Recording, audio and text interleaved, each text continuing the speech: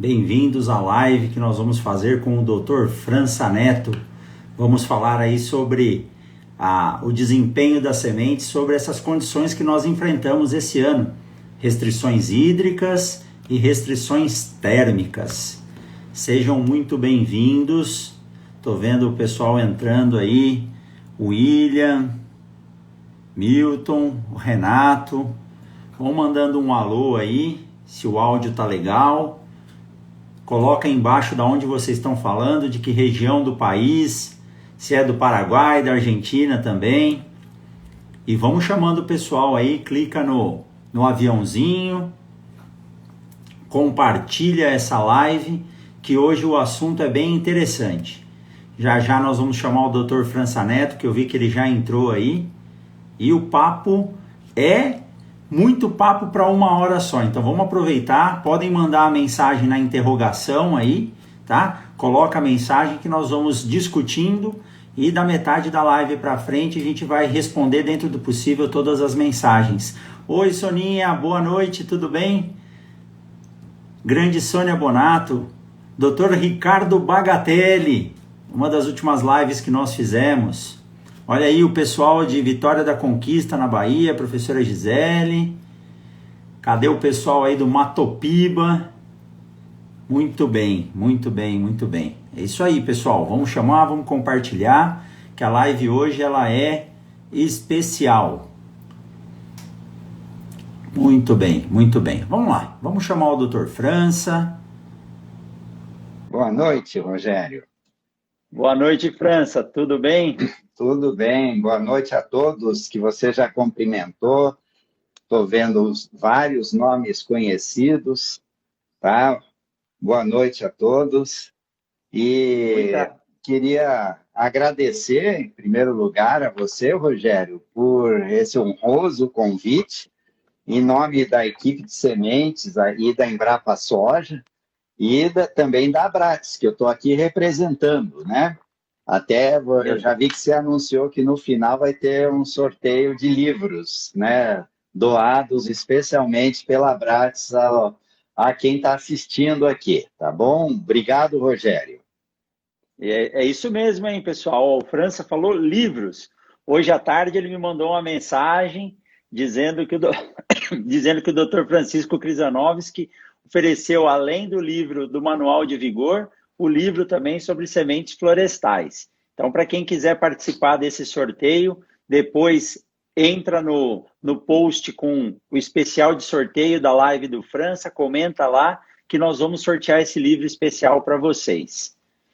Muito bem, França. Obrigado, viu, por assumir essas novas tecnologias aí, né? É uma apresentação sem slides, como a gente havia conversado, e é bom que fica bem informal, é um bate-papo entre amigos, mas com muita gente interessada em saber e poder discutir um pouco o que nós tivemos nessa aula, que eu digo que cada safra é uma aula, a aula desse ano foi muito importante. Mas antes de começar, França, eu tenho que lhe apresentar, falar um pouquinho sobre a sua carreira, embora eu vou falar só um pouquinho, senão a gente vai ocupar mais da metade da live, tá?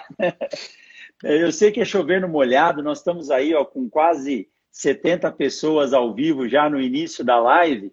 O França ele é bem conhecido, né, dentro da agricultura brasileira, mas eu gostaria de fazer um breve currículo aqui do França. França é engenheiro agrônomo formado pela Exalc USP. Ele tem também mestrado em tecnologia de sementes pela Universidade do Mississippi, nos Estados Unidos, doutorado em fisiologia e patologia de sementes pela Universidade da Flórida, tem pós-doutorado em biotecnologia molecular e qualidade de sementes também pela Universidade da Flórida e algumas especializações em Illinois. Ele também fez especialização em sementes na Iugoslávia e na França, no Instituto Nacional de Pesquisa Agronômica da França, trabalhando com girassol.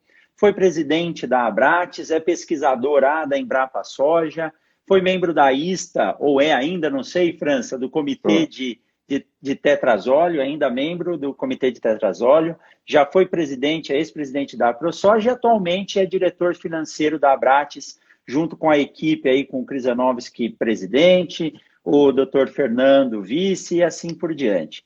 Então, esse é um breve currículo da experiência que o França tem. Se eu errei alguma coisa, você me desculpa, viu, França? Então, perfeito, Rogério. Obrigado, viu, pela apresentação, tá? E estamos aqui à disposição, tá? Como você falou, Isso aí. representando a Embrapa Soja, equipe de sementes especificamente, e a Abrates, né? Junto, você mencionou o nome do Francisco Krizanovski, do Fernando Henning e do Ademir Henning. E também faço questão de dizer que temos o tremendo apoio, que eu não vou citar o nome de todos, e toda a equipe do laboratório, que mesmo com pandemia estão todos trabalhando a 100% lá, não deixando a peteca cair. Então a gente fica muito contente, viu, Rogério? E o convite que você me fez de tratar desse tema, né, tão amplo, né? Vamos ver o que a gente consegue cobrir nessa praticamente 1 hora, né? É isso aí, França. E eu agradeço muito você ter aceito esse convite. Foi até interessante a conversa que nós tivemos. Você vai citar aqui que você retomou um dos primeiros trabalhos realizados pela equipe na Embrapa, mas houveram muitos questionamentos. Realmente, o desempenho da semente nessas condições extremas de estresse por deficiência hídrica e excesso de temperatura causaram muito nó na cabeça dos produtores, então tem muita dúvida para se resolver. Pessoal, eu vou começar fazendo algumas perguntas para o Dr. França e eu quero que vocês encaminhem, encaminhem aqui no nosso link, nos comentários, as perguntas que vão surgindo para que a gente possa ir encadeando os assuntos e responder essas perguntas. França, a primeira pergunta que eu lhe faço é a pergunta que muitos produtores, técnicos, agrônomos nos fazem. Qual ou há um limite de resistência a essas condições para que as sementes possam resistir a campo, possam continuar o processo de desenvolvimento da origem a uma planta normal, principalmente na cultura-chave, que é a cultura da soja? Então, Rogério, essa pergunta, a resposta é muito ampla, que são muitos fatores, né, que condicionam essa questão da resistência da semente quando semeada, né? Até você mencionou dos trabalhos iniciais, né? Logo que eu entrei na Embrapa, estou com 41 anos de Embrapa, e no início tinha dois saudosos já, Luiz Antônio Geraldo Pereira e Newton Pereira da Costa, 2 colegas que faziam parte da equipe de sementes, que já se foram, e junto com o Ademir Henning e com o Chico Krizanovski, naquela época, nós conduzimos diversos ensaios que você me fez ir lá na minha estante, no meio das traças, experimentos realizados no início dos anos 80, que são extremamente válidos para poder responder o que você está me perguntando. Um dos primeiros aspectos que a gente verificou era que o solo no pó, como todo mundo fala, solo seco, se você puser um sensor de umidade relativa para medir a umidade relativa no ar dos poros do solo, é sempre acima de 90%. Solo seco, tá? Alta umidade dentro do pó. Por quê? Porque você tem constante evaporação da água dos perfis inferiores lá do solo. Então, isso daí dá quase uma saturação. De 90% a quase 100% da umidade, é uma umidade relativa do ar. Então, você semeia, põe tua semente lá. Hoje a gente vai falar com 95% ou mais por cento das lavouras semeadas no Brasil são tratadas com fungicida. Você escolhe um ótimo fungicida, põe lá no solo e vem a seca, né? Você espera a chuva amanhã e a chuva vem daqui 4, 5, 6 dias ou mais. Muita gente teve que replantar esse ano. Umidade relativa alta, temperatura alta. Nós medimos, aí também depende da textura do solo. Se o solo é arenoso, se é o percentual de argila, de silt, os solos arenosos são muito mais quentes do que os solos argilosos. E também a temperatura do solo vai depender da cobertura. tipo de cobertura, volume de cobertura, que hoje o plantio direto é uma realidade na grande maioria das áreas cultivadas com soja, mas a gente ainda tem muito plantio convencional. E no plantio convencional que o solo está exposto, as temperaturas, nós medimos 3, 4 centímetros, que é a profundidade sugerida para a semeadura da soja. A temperatura varia, dependendo da hora do dia, de 38 a 45 graus. Lógico, exato. Se você tiver uma cobertura, se for um solo arenoso, a temperatura pode cozinhar mesmo, vamos falar, deteriorar totalmente as sementes. Então, para eu te responder isso, eu fiz um prólogo, né? Então, só para você ter uma ideia, você semeou solo seco no pó, daqui 2 dias, a umidade relativa daquele ar saturado no solo eleva a umidade da semente, que você jogou a semente com 10%, 12% de umidade, ela equilibra 25% a 27%. Isso foi coisa de 40 anos atrás que a gente verificou, né? Temperatura, umidade relativa do ar, grau de umidade de equilíbrio das sementes, com 2, 3 dias, esse experimento que você falou, a gente tinha diversas parcelas plantando no solo seco e irrigando.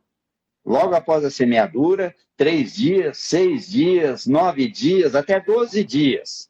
Interagimos também com nível de vigor, tratamento de sementes. Inclusive, eu vou abrir um parênteses, que eu creio que a nossa equipe está assistindo. Foi com base nesses experimentos que a primeira recomendação do tratamento de sementes surgiu em 1981, que ele era recomendado basicamente, não vou dizer com exclusividade, quando a semeadura é feita em solo seco, como a gente verificou. Então, você viu, eu já falei, tratamento de sementes é fundamental, temperatura, umidade das sementes. Outro aspecto, se a semente não está tratada, com 3 dias em solo seco, ela já vai ter 100% de infecção por aspergilos flavos. Porque aquela condição do solo, você está dando uma condição igualzinho ao envelhecimento acelerado, às vezes até pior, porque a temperatura para a soja, envelhecimento acelerado, é 41 graus. E você chega, às vezes, a 45 graus. Então, você está armazenando a semente ali no solo, por mais que ela esteja protegida com fungicida, que vai dar uma proteção contra os fungos de solo, fungo de semente, aspergilos e fusário, ela vai estar armazenada numa câmara de envelhecimento acelerado, né? E então, ela ganha água mesmo com o solo seco. Ganha, ela chega a equilibrar 27% com 2 dias. Ela sobe e ganha. E você fala, vou armazenar a semente com 12% ou menos de umidade. Ali já está 27%. Então, a fisiologia da semente, a deterioração dela, começa com a interação. Por mais que você ponha um tratamento, você não zera toda a atividade fúngica do solo. Então, vai ter uma barreira. E a gente verificou, essa barreira tem um limite. O tratamento, ele pode proteger por alguns dias. Mas o tratamento não protege contra a deterioração fisiológica, que já se inicia logo após a semeadura, com alta umidade relativa, o alto equilíbrio higroscópico da semente, né? Então, são diversos fatores. E você está vendo que eu ainda não entrei num dos principais, né? Que é o vigor das sementes, né? Isso a gente pode destrinchar com mais atenção, tá? Um outro aspecto... Deixa eu fazer uma você me interrompe porque você viu que eu gosto de falar, né? Não, mas quando a gente fala do que gosta, o assunto flui. Provavelmente vão fazer essa pergunta, mas eu queria antecipar ela, porque você disse que no solo seco, né, a semente ela ganha água, principalmente com as variações de umidade relativa entre o dia e a noite, mesmo que seja em 2 dias, ela já alcança 27%. Alguns produtores dizem assim, bom, mas se o solo estiver seco, eu consigo manter essa semente aí por 5, 10 dias antes de começar a chover sem perder qualidade. Tem uma estimativa de tempo para a gente dizer quanto essa semente dura? Pelo que você me disse aí, eu já não, eu já cortaria isso. Olha, não tem tempo, né? O que eu diria, se você me der uma bola de cristal, eu vou conseguir responder com segurança essa tua pergunta, tá? Mas vamos conjecturar, tá? Vamos falar algumas hipóteses, né? Daí vamos falar já sementes de vigor alto, vou dizer altíssimo. Quando eu falo isso, é acima no tetrazole na hora da semeadura com 90%. Uma semente dessa vai aguentar o rojão, tá? Sim. Daí vai depender como é que está a quantidade de água no solo. Eu falei que em 2 dias, 2, 3 dias, a semente equilibra 25%, 27%. Se a umidade do solo não estiver no pó, for o suficiente para ela chegar a 50%, você sabe que esse é o 45%, 50%, ela começa o processo de germinação, ou melhor, emite a raiz, a protusão da raiz. E se o solo continuar seco e ressecar essa raiz, aí acabou, tá? Exato. Então, você pode fazer uma inspeção visual, vai ter que cavucar muito. Verificar, primeiro, houve emissão de radícula da raiz, quer dizer, acabou. Se não chover em seguida, ela vai desidratar, porque a semente, quando emitiu a raiz, ela já não é mais tolerante à dessecação, tá? Então, ela não tolera mais. Você pega, olha a semente, já está com fungo esverdeado por cima, é aspergillus, acabou. Esse é o ramo do Ademir Remy, né? Pega a semente, está entumecida, mas você já vê que o tecido está começando a ficar mais borrachento, também não é um bom sinal. O ideal é ter semente estar entumecida, firme, com a cobertura do tratamento, que você vai ver pelo corante, protegendo a semente, né? E o que eu disse, quanto maior o vigor, maior esse período. Foi outro estudo que a gente verificou. Para você ter uma ideia, uma curiosidade, Rogério, naquela época a gente pegou semente de alto vigor de soja, no tetrazole a gente pegou com 75%, no máximo 80%. Hoje, você pegar a nova classificação que a gente tem do tetrazole no nosso manual de tetrazole, 75% ou menos é vigor baixo. Por quê? Porque houve uma evolução no sistema de produção. Embora a germinação básica legal continue 80%, 75% de vigor no teste tetrazole já é a menos, é vigor baixo. Mas naquela época era o que nós tínhamos como vigor alto, né? Você vê como é que evoluiu a tecnologia. Então, uma semente de produção. Então, uma semente com esse nível de vigor naquela época aguentava, sem tratamento, 2, 3 dias no máximo. E daí já caía para 60% a emergência. Era uma emergência não aceitável. Você punha um tratamento bom, com semente de alto vigor na época, ela aguentava 6 dias, para ainda dar 80% de emergência. Depois, você já via aspergillus 100% na semente, altíssimos índices de deterioração por umidade, e chegando com 6 dias ou mais, a semente você nem conseguia mais fazer o tetrazóleo, que a gente punha a semente em saquinho de filó, simulando, e antes de irrigar, a gente retirava e fazia patologia e tetrazóleo nessas sementes. Era um trabalho muito bem bolado que a gente tinha, né? E a gente verificava com 6 dias ou mais, já não dava nem para fazer o tetrazóleo. O índice de deterioração era intenso. Era altíssimo. E olha, França, o aumento da tecnologia trouxe melhoria na qualidade, só que eu acredito que de quando vocês montaram esse trabalho em 83 para cá, a adesão do plantio direto, ou pelo menos do cultivo mínimo, né? Falando em plantio direto, eu quero mandar um abraço para o professor Carlos Breda, que entrou aí, professora Maria Cristina, já eu fez também, eu vi o nome deles, me uno ao seu abraço aí. Obrigado. E então, França, quando vocês fizeram esses ensaios, provavelmente, eu não sei se era ou não, em áreas de plantio direto. Quando nós temos uma camada de palha recobrindo, a concentração de umidade à noite, quando a temperatura cai, a umidade relativa aumenta, pode até potencializar isso e, às vezes, até favorecer a germinação da semente numa condição não adequada e depois de dia ela não tem água suficiente, aumenta a temperatura, aí a deterioração vai em frente, os fungos oportunistas entram e a semente acaba se perdendo. Você, se não perder toda a área, perde muito em stand e aí a produtividade vai embora. Eu quero linkar essa conversa com uma pergunta que a professora Maria Cristina fez aqui, e já estava no nosso briefing. Como que o vigor pode influenciar nisso? Materiais dentro do padrão de germinação, mas com níveis distintos de vigor, terão comportamento muito diferente nessas condições extremas, França? Com certeza. Aqui é o que eu queria dar o foco principal é a questão do vigor, né? Nós temos relatos, tá? O Ademir Henning costuma falar isso na palestra dele. Foi o Marcelo Fernandes, que é um colega nosso aqui da Melhorista.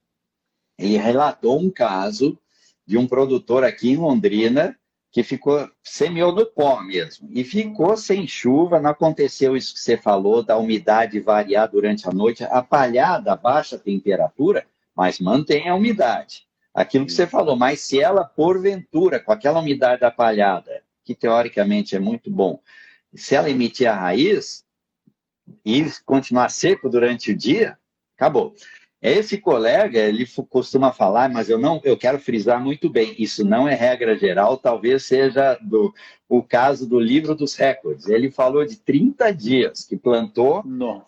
E depois choveu, ainda conseguiu emergir bem, razoavelmente bem, não precisou replantar. Esse é o problema, a turma replanta ou não replanta. Agora, eu quero dizer, eu não acompanhei esse campo, mas com certeza a semente estava de altíssimo vigor, com um ótimo tratamento de semente para aguentar isso. Agora, aguentar uma semana, como você falou, no pó, que é melhor do que você ter quando tem a flutuação de umidade da palhada que protege, né? No pó é melhor, porque a semente não vai ganhar muita umidade, né? E o vigor, como eu te falei, isso ele vai segurar a semente. Então, um produtor que põe uma semente de vigor médio, de 80%, que foi o que a gente mediu há 40 anos atrás, praticamente, ela aguentou, com o tratamento de semente, no máximo 6 dias. Então, se você elevar, mas lógico, tudo eu estou falando para as condições de Londrina. Aqui os solos são extremamente argilosos. Se você pega um solo arenoso, a temperatura de um solo arenoso, que tem muito aí no Mato Grosso, se não tiver uma cobertura muito bem feita, nós fizemos algumas observações há uns anos atrás aí no Mato Grosso, nós vimos que a semente não consegue emergir, porque a semente pode estar até com um alto vigor. O que acontece?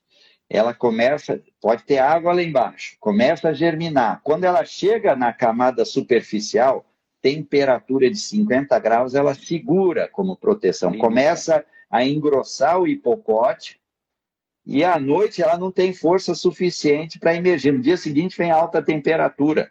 Daí a razão, solo arenoso tem que ter cobertura boa. Senão, a semente, por causa da alta temperatura da camada superficial, nem emerge. Tá? Então, esse é outro aspecto. Um outro aspecto que ainda não mencionei, que eu quero mencionar, é profundidade de semeadura. Tá? Sim. Isso eu escuto desde que eu entrei na Embrapa. O solo está seco, vamos aprofundar a semeadura para pegar a umidade lá embaixo. Lê do engano, né? Olha, eu vou dizer, nós fizemos vários experimentos com isso, e a única vez que deu resposta foi num experimento que a gente semeou, e com 3, 4 dias a gente irrigou, porque depois a semente não consegue vencer aquela camada de 7 centímetros, que muita gente leva a profundidade para 7 centímetros. Então, nossa recomendação, baseada nesses experimentos, mantenha a profundidade de semeadura, faça um bom tratamento, use a semente do mais alto vigor, aí você vai ter condições dela aguentar esse estresse. Porque se qualquer um desses fatores que eu te mencionei não tiver semente de qualidade, não usou um bom tratamento de sementes, isso tudo vai pesar para que você tenha um insucesso. Então, é importante que você tenha toda a base bem feita para a semente poder aguentar. E se não acontecer esse estresse, como esse ano aconteceu, do Rio Grande do Sul a todas as regiões semeadas, aqui em Londrina, choveu ontem. Muitos produtores ainda estavam esperando para plantar, ou esperando aquela chuvinha para poder germinar, né? Então você tem Metade que de começar. novembro. Então você tem que plantar na semeadura correta, com a semente de alto vigor, com bom tratamento de semente. Porque se você arriscar e der qualquer um desses estresses, você não vai ter sucesso. Isso é importante de falar, viu, França? Porque a ansiedade do produtor, e é normal, eu me coloco no lugar dele, ele passa aí 3, 4 meses ajustando tudo para iniciar a safra. E como nós temos um sistema de 2 safras no Mato Grosso, ou a soja e o milho, ou a soja e o algodão, ou a soja e o pasto, o produtor ele tem mesmo que iniciar o quanto antes possível para que ele tenha uma janela melhor de plantio. Agora, a ansiedade ligada à afobação em se plantar, pega esse binômio que você falou, a qualidade do plantio, que hoje a gente fala muito em termos de plantabilidade, e a qualidade da semente associada, se ele pega uma semente boa, mas planta correndo, variações de velocidade na semeadora, que os produtores aqui de Campo Novo do Parecis costumam dizer o voo de pica-pau, semente a 7 centímetros e semente em cima da palha. Aí, mesmo já tendo uma semente de boa qualidade, esses fatores vão influenciar para um péssimo stand, vão comprometer a qualidade da semente e quem vai se prejudicar é o produtor na produtividade. Então ele tem que aguardar e fazer com calma, né, França? Com calma e bem feito. Você falou muito bem. Por mais que ele tenha e principalmente aí no Brasil Central, as áreas são muito maiores do que aqui do Paraná para o sul. Então, o produtor não pode esperar, olha, ver a previsão, vai chover amanhã, eu vou plantar hoje, ou choveu 3 dias atrás, hoje o solo está em condições de eu entrar com a semeadora. Às vezes você tem 10 mil hectares, 20 mil produtores maiores que isso, você tem que plantar. Faça a chuva, faça sol. Agora, é muito importante o que você falou. Você tem uma área grande que tenha proporcionalmente o número de semeadoras bem ajustadas, bem calibradas, como diz o nosso amigo Paulo Arbex, né? Com boa plantabilidade. Outro dia eu fui corrigido para semeabilidade, que eu acho que se você for pensar corretamente, você está semeando e não está plantando, né? Mas a gente usa há tantos anos a plantabilidade, inclusive a primeira vez que eu vi essa palavra foi com um colega que fez mestrado na mesma época que eu lá no Mississippi, que fez a primeira tese que eu conheci sobre precisão de semeadura, que chama-se plantability, né? E a gente trouxe o termo para o Brasil.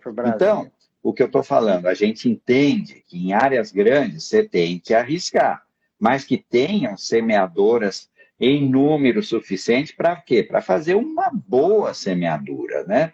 Há uns 20 anos atrás, tinha um grande produtor no Mato Grosso do Sul que eu fazia, eu não posso esperar, tem que plantar. Ele não tinha semeadoras suficiente, então ele plantava à noite, de dia, com solo seco, em solo em boas condições, e acontecia isso que você falou, vai lá debaixo, 7 centímetros ou em cima da palhada, né?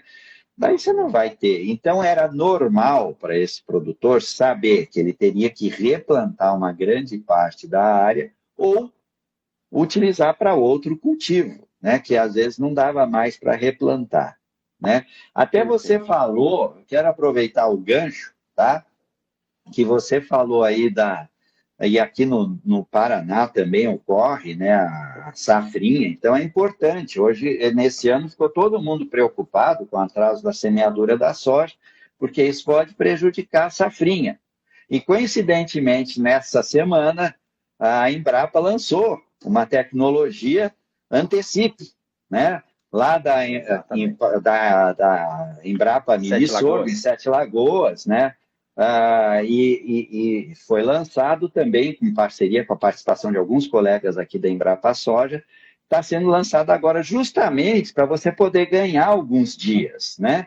Eu não vou entrar a fundo porque eu conheço muito pouco. Eu, por enquanto, como eu não estou envolvido na pesquisa, o que eu sei foi o que eu li, o que eu vi no YouTube, mas se vocês entrarem no YouTube, já tem bastante notícia sobre a metodologia, a semeadora específica para poder fazer isso, método de colheita que você vai estar semeando, para quem não ouviu ainda, né? Antes de colher a soja, você entra com uma semeadora especial e semeia o milho na entrelinha. De tal maneira que quando você for fazer a sua colheita da soja, o milho já vai estar desenvolvido, você vai decepar o milho também, vai ficar só o toquinho. Mas ele recupera, né? Então, nisso você pode ganhar vários dias, o que pode, com os dados da Embrapa, comprovar que você ganha tempo e que isso você pode ganhar em produtividade. Você pode ganhar 10 dias, 15 dias na semeadura do milho, e isso pode resultar em maiores produtividades, né? Então, essa é uma das preocupações, só que abrir um parênteses, não podia deixar de mencionar essa nova tecnologia que foi lançada pela Embrapa. Mas eu puxei a bola para você chutar para o gol mesmo, que eu sabia que você obrigado. ia falar isso. Nem combinamos, viu? E nossa conversa ela é tão nostálgica que quando o Edson, colega da Embrapa Soja, que atua aqui em Sinop, na Embrapa, né, colega de vocês, quando ele mandou num grupo que nós participamos essa tecnologia, e eu lembrei do primeiro trabalho que eu fiz na faculdade, em março de 98, sob orientação do professor João Nakagawa, que a gente trabalhava com dupla finalidade no milheto e se fazia vários cortes nele. Quando eu vi a máquina colhendo a soja e cortando as primeiras folhas do milho sem afetar o meristema, né, de desenvolvimento, eu falei, olha que fantástico. A partir do momento que você colhe a soja, o milho já está instalado. Parabéns, a Embrapa sempre inovando em tecnologia que vai ajudar o produtor a ter uma maior janela para poder plantar a soja um pouquinho mais tarde, sem perder a janela ideal de plantio do milho. Mas, França... E, Rogério, antes de você pode falar. Só comentar o que você acabou de falar. Você fez um trabalho pioneiríssimo, né, de milheto em cima de soja, e isso hoje é rotineiro também. O milheto tem uma janela de semeadura que você colhe a tua soja, vai para o milho. Quando você já não tem mais a janela para um milho, você pode entrar com o milheto. Hoje tem vários híbridos muito bons disponíveis no mercado, inclusive pensando, né, se você pode usar, eu creio, não foi feito, mas o milheto tolera muito mais esses cortes, como você observou, do que o milho. Então, eu vejo que quem quiser usar essa tecnologia para o milheto, faça o teste, mas de antemão, pelo nosso conhecimento, agora posso usar seu nome, que você acabou de mencionar, o teu trabalho de pesquisa, o milheto, ele tolera esses cortes com maior propriedade do que o milho, né? Então, também é uma outra coisa para se pensar, tá? Pode continuar que eu te cortei. O milheto nós chegamos a fazer 3 cortes nele e ele ainda produziu no final. Mas, França, a sequência que eu ia lhe perguntar é que é uma pergunta recorrente também dos produtores, trazendo para a prática, né?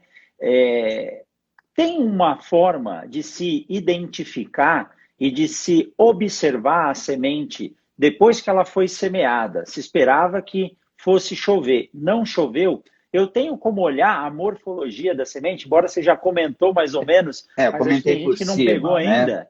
Não, tem sim, tem. Saber se precisa replantar ou não. Olhei lá no solo, abri o sulco, falei, putz, tem que replantar ou não, ainda dá para esperar alguns dias. Qual a dica que você daria? Tem várias dicas, inclusive aqui vai me remeter a esse ensaio que a gente fez nos anos 80. Lógico que o produtor não vai fazer o que a gente fez. A gente simulava em saquinho de filó uma linha de semeadura, 5 metros de saquinho com a semente, depois a gente removia e fazia tetrazole patologia. E a gente observou, né, alguns aspectos, né? Primeiro, aquela questão que eu não vou refrisar, que a gente já deu bastante ênfase, né? Emitiu a raiz e dessecou, você pode esquecer, aquela semente é improdutiva a mais, tá? Infelizmente. Pegou a semente, está cavocando, você vai ter que cavocar muito, vai dar uma de tatu, vai ter que pegar, porque o solo também varia de acordo com a área, sua gleba, vai ter uma região mais úmida, menos. Então você vai ter que fazer uma amostragem, né? Garantindo que você começou com um bom tratamento de sementes. Cavocou, viu que a semente está com aquele funguinho esverdeado, que é aspergilos, Também esquece, isso é a área do Ademir. Daí você pega, cavocou, a semente está coloridinha, bonitinha, com o tratamento de sementes que você usou. Importante é usar uma boa cobertura e um produto que proteja. Normalmente hoje você usa mistura de 2 princípios ativos, né? Um de contato e um sistêmico. Então, se você fizer qualquer um dos fungicidas recomendados, o Ademir que encabeça isso pela Embrapa, né? Você vai ter esse tipo de proteção. Então, se a semente ainda está túrgida, firme, essa semente você pode ter a segurança visual que pode produzir vindo uma chuva. Mas aquela que já está borrachenta, que você aperta, já vê que já começa o desenvolvimento, além de fungo, você tem bactérias, as saprofíticas, também é um mau sinal. E eu posso ir além, aquele produtor que está em dúvida, colete sementes, leva para um laboratório e faz um tetrazóleo. Hoje você pode chegar de manhã e à tarde você ter o resultado do tetrazóleo. Esse é o método melhor, que ontem no briefing eu não falei para você, mas eu pensei, pô, isso é coisa simples.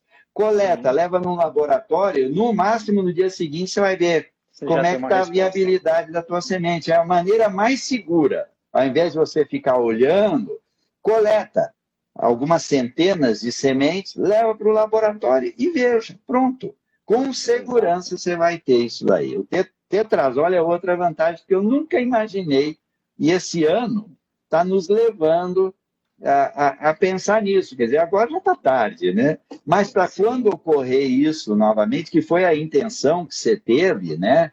De me convidar para a gente estar aqui discutindo, se ocorrer novamente, nós temos ferramentas, sim, além do aspecto visual. E hoje, você pega em todas as regiões brasileiras, você vai achar um laboratório que faça o tetrazóleo, né? Então, essa é uma ferramenta que eu acho de muita utilidade. Perfeito. E, França, isso vem de encontro. Nós estamos desenvolvendo um trabalho aqui em Sinop, em busca de parceria para poder fomentar isso, que é montar uma unidade móvel, principalmente depois que surgiram essas tecnologias de fazer o tetrazóleo em 3 a 6 horas.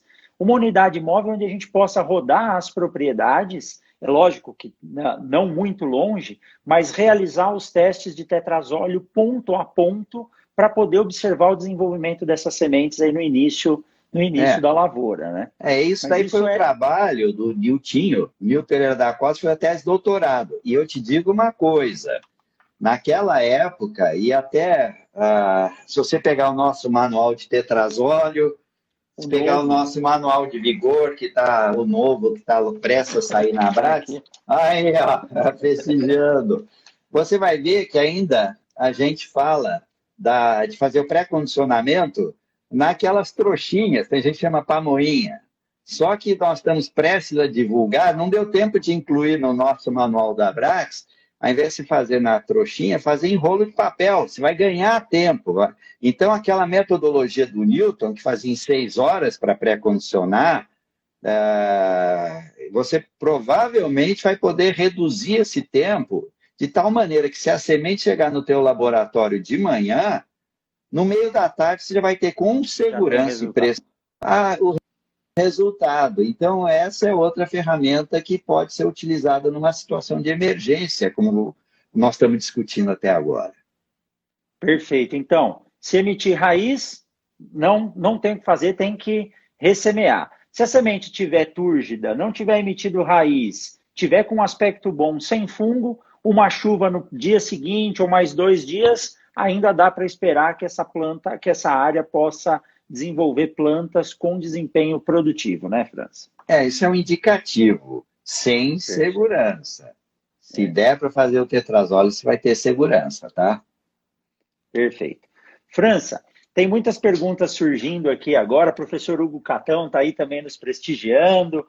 Eu vi que o doutor Francisco Krizanovski entrou aí também. o Ademir, então a equipe toda, eu acho muito legal isso, vocês estão sempre unidos, né? Até eu fico contente que se eu estou com toda a minha assessoria aqui, se eu não souber responder alguma pergunta, eu já tenho a quem apelar, tá bom? A quem apelar, tá aí, ó. O Ademir disse que a melhor maneira é pegar um regador e irrigar uma linha de semeadura com 4 a 5 dias, se germinar, não gradeia. Se não germinar, gradeia.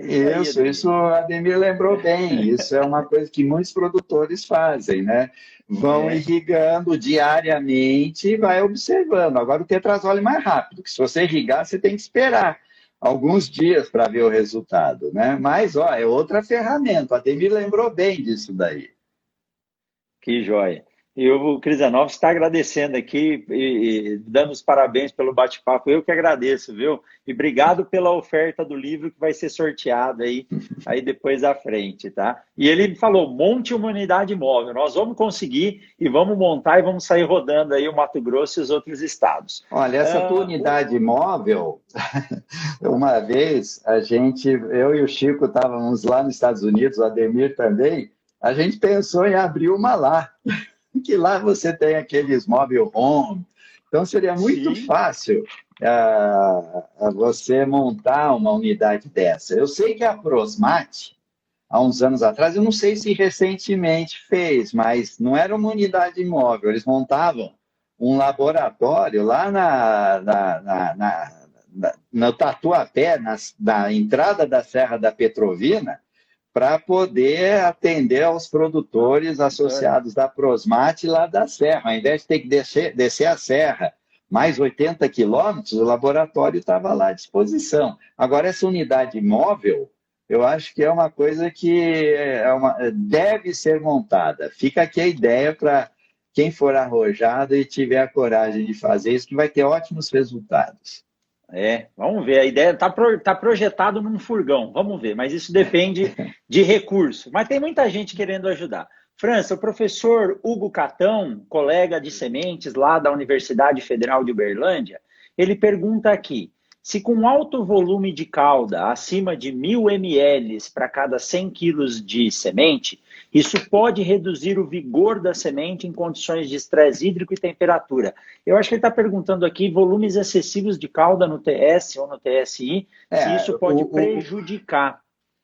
Sim, isso é um trabalho que a gente já fez por vários anos, foi coordenado pelo Francisco Krizanovski, que a grande preocupação, que antes você tinha...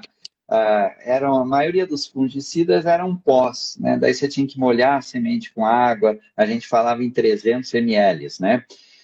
Hoje, como é cauda, você tem um potencial osmótico diferente, nós fizemos testes. Aí, se você tratar uma semente de altíssimo vigor, ela pode tolerar 1.000, 1.100 ml por 100 quilos. Agora, uma semente com alto índice de fissuras, microfissuras, daí você pode fazer o hipoclorito. Foi um trabalho que o Francisco também orientou. Um lote que pode estar até com boa qualidade, mas tem muito microfissura que você determina no hipoclorito, é um indicativo que esse lote pode sofrer a consequência desse volume de cauda excessivo. Então, volume de cauda alto, você pode utilizar com lotes sem microfissuras e com altíssimo vigor. Usou um lote de vigor médio, com altos, ou pode ser até um lote bom, mas com alto índice de microfissuras, pode causar já antes da semeadura. Agora, se ele sofreu esse estresse, vamos supor que era um lote com microfissuras, ou um lote que não tinha alto vigor, teve que botar vários produtos inseticidas, micronutrientes, Brad-Rizob líquido e 2 fungicidas e regulador de crescimento que o caminhão que a semente leva para a semeadura pode levar, mas que cuide também com esse volume de cauda. Passou dos limites e levou, ele já afetou a qualidade da semente antes de colocar. Então, o professor Hugo Catão, eu estou entendendo a lógica. Se o vigor já foi afetado antes de semear por causa do excessivo volume de cauda, nessas condições que eu falei, com certeza ele pode ser afetado mais drasticamente do que um lote que sofreu o mesmo tratamento, porém ele não tinha microfissuras e tinha alta qualidade. Ou um lote de alta qualidade com excesso de calda, que passa dos limites que a gente fala, com certeza vai afetar o vigor, a qualidade e vai afetar, consequentemente, a tolerância a esses estresses. E quando a gente fala em semente vigorosa, a gente pensa em tolerância aos estresses. E esse que a gente está dedicando a nossa live de hoje é um sério estresse. Exato. E França, recebi algumas fotos, nós tivemos 2 etapas, né? As primeiras 4 semanas do início da implantação das lavouras com esse problema da falta de chuva. E agora que choveu e as plantas nasceram, nós estamos vendo muitas plântulas com sintomas de fitotoxidez. E alguns nos perguntam, foram 2 alunos que mandaram foto para mim do nosso grupo de pesquisa, se o tratamento de sementes, a semente vai ao solo, tem um pouco de umidade, ele é solubilizado, de repente corta a água, e essa planta com um elevado processo de deterioração e o estresse, mesmo na dose certa, os produtos do tratamento podem causar algum efeito fitotóxico na semente pelo estresse e deterioração causada. Há essa relação mesmo? Olha, nós não fizemos estudos nesse sentido. Tem uma lógica por trás. Agora, os produtos recomendados na dose correta, normalmente a gente não observou fitotoxicidade. O que a gente observou fitotoxicidade são micronutrientes, alguns produtos que não se, alguns inseticidas, que o inseticida pode dar, sim, alguns são extremamente fitotóxicos. Ou você usou algum produto sem origem, daí, né, não tem garantia, mas vamos partir que a gente está usando produtos com origem. Então, a dose é muito importante. Agora, dar fito por fungicida, eu, nesse sentido, não observei. Pode ter por erro de dose. A lógica existe, mas eu creio que não deve dar essa fita. Agora, outros produtos, sim. Tá? Micronutrientes, você tem vários que estão sendo utilizados no tratamento de sementes. Mesmo em situação normal, se você errar um pouquinho a dose, você pode ter, sim, toxicidade. Agora, é interessante... Pode falar. O cobalto e molibdênio queima os bordos da folha de forma muito visível num erro pequeno de dose, né? Sim, então esse era um dos que eu estava pensando, mas hoje se utilizam vários micronutrientes na semente. Esses são os básicos, né? Então eu creio que se deu, veja o histórico. E outras coisas, né? Acontece muito também fitotoxicidade por herbicidas que foram utilizados na cultura anterior. Então, isso é importante, principalmente quando você sai da nossa rotina de milho, soja, milho, quando você entra em outros cultivos, saber esse histórico. Né? Isso também pode levar a fitotoxicidades. Exato. Eu até comentei, né, com você, França, de umas fotos que eu encaminhei para o Fernando Henning, para me dar uma luz, vocês já tinham visto, e você comentou comigo que já viu sim, que foi um efeito alcínico do 2,4-D em áreas onde se cultiva algodão, e ele causou o chamado cabo de guarda-chuva, né? Ele mata o meristema e a base da raiz ela engrossa. E aproveitando isso, foi feita uma pergunta aqui em cima, deixa eu ver se eu consigo, acho que foi o Pedro Boteni Schneider. Ele pergunta aqui, uma soja que emergiu há 25 a 30 dias de plantado com os hipocótilos bem grossos, o que esperar do potencial produtivo dessa soja? Não sei se tem a ver com esse efeito que nós falamos do 2,4. Hipocótilo grosso aconteceu algum estresse ou alguma fitotoxicidade, né? Eu mencionei aquele lance e coincidentemente nós falamos isso ontem mesmo. Eu recebi umas fotos E o Fernando Henning, ontem não, foi há uns dias atrás, o Fernando recebeu de um produtor, eu recebi de outro, hipocótilo grosso. Daí nós levantamos as hipóteses, que vendo foto é difícil, né? E vimos que foi erro por profundidade de semeadura. Alta temperatura sem cobertura, como eu falei, o hipocótilo engrossa. Se der brecha, ele vai. Se não deu, ele fica segurando. Fitotoxicidade. Nós vimos o Ademir Henning, nós fomos envolvidos com um produto, o Rodioram, o Tiram, foi contaminado há uns anos atrás com bromoconazol, que é um triazol extremamente tóxico à soja. Soja germinava, nem emergia, o hipocótilo ficava em grosso e curto. E a soja germinava e não emergia, né? Às vezes o epicótilo que fazia a emergência. Então, quando dá engrossamento, é algum problema. Daí tem que verificar o histórico, porque aqui eu mencionei 3 ou 4 situações que você pode ter engrossamento de hipocótilo, então tem que investigar. Agora, se a soja emergiu e a população de plantas está normal, a soja tende a recuperar um pouco, tá? Embora você sabe que nós temos na Embrapa uma palestra que o vigor afeta a produtividade, né? Então, se essa questão do engrossamento do hipocótilo é fruto de alguma coisa que afetou o vigor, pode afetar a produtividade, sim.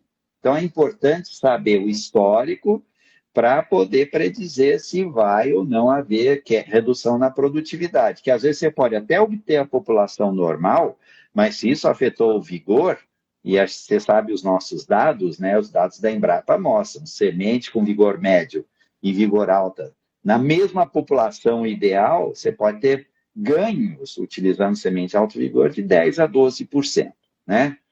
Então...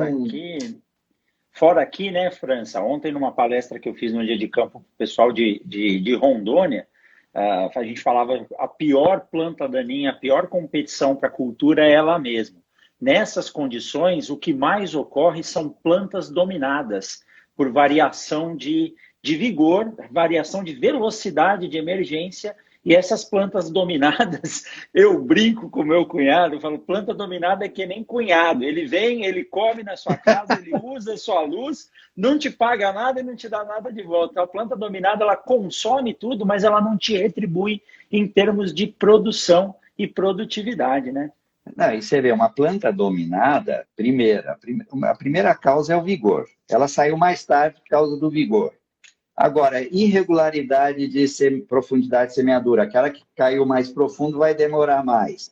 Eu até menciono na minha apresentação um experimento simulado com sementes, daí são todas de alto vigor, mas você põe uma semente hoje, deixa uma covinha aberta, põe a outra e depois de 4 dias ou 3 dias você ocupa aquela posição que seria de outra planta. O fato dela ter sido semeada com 3 dias de diferença, ela vai ficar dominada, porque as outras vão sair, dominar, e ela vai produzir 1/3 ou metade daquela planta que está do lado. E olha, semente de alto vigor. Foi uma questão de tempo de emergência, tá? Então, até eu participei de uma tese recentemente na Universidade de Passo Fundo, e lá eles fizeram incluir esses resultados na minha apresentação. A germinação em emergência rápida e uniforme é fundamental para o sucesso da lavoura. Perfeito. Que informação importante. Você utilizando sementes, as mesmas sementes de alto vigor com 3 dias de diferença, a planta dominada não produz. Então, muito se questiona. Mas a soja compensa.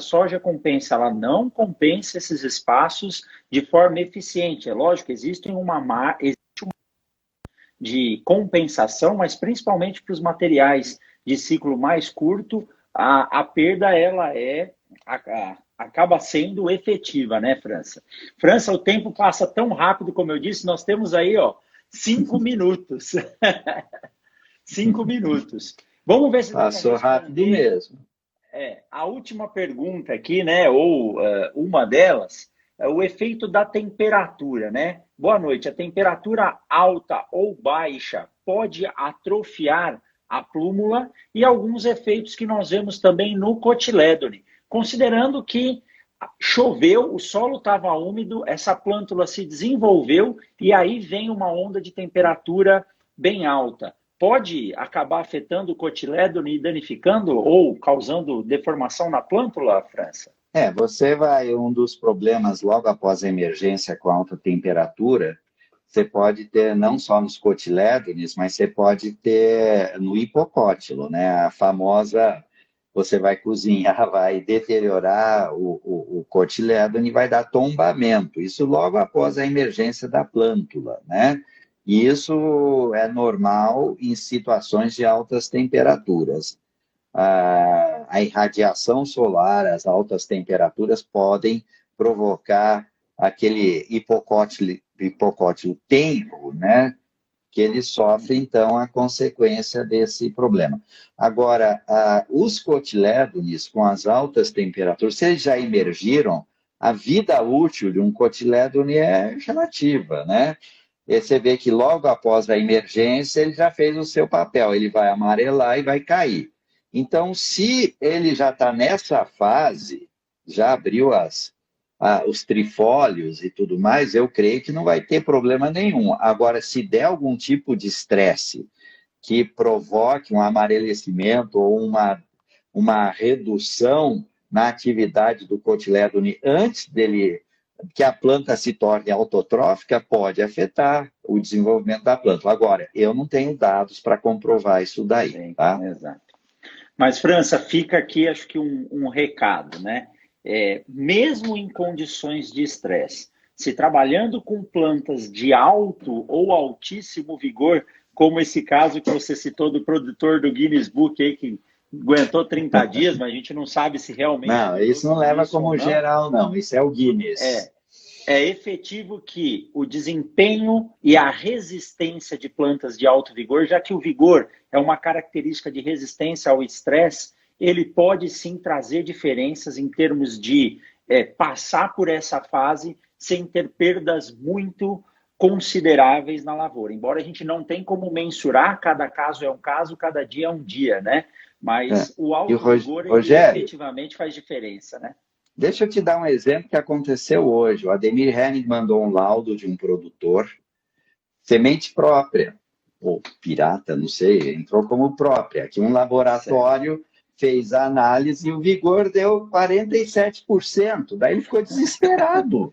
A minha semente não vai estar boa. Daí ele vai procurar a ponta de estoque, como o Chico Krizanovski gosta de falar. Eu falo restolho da feira, né? Então, aquele produtor, nada errado usar a tua semente própria, mas que use tecnologia para produzir e garanta que a qualidade esteja boa bem antes de semear, para não sair procurando desesperado no mercado e não vai achar semente de qualidade.